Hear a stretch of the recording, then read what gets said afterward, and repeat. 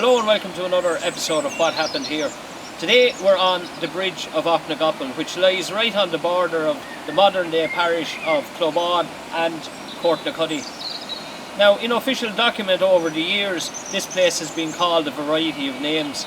In the Civil Survey of Wexford in 1654 it's known as AughnagCapaill, but we know it as AughnagCapaill or AughnagCapaill.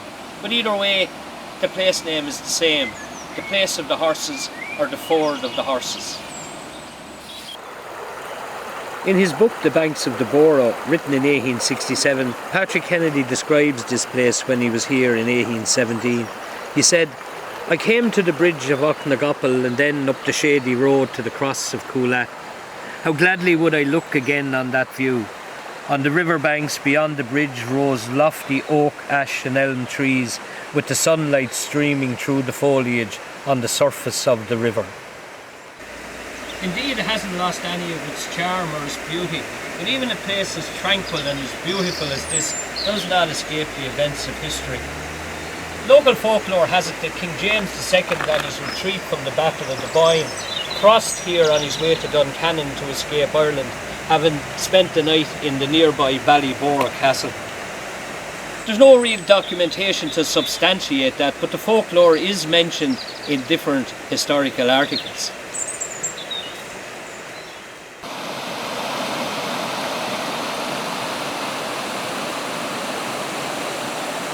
But what we do know what happened here is a much more recent event and is part of the historiography of the War of Independence.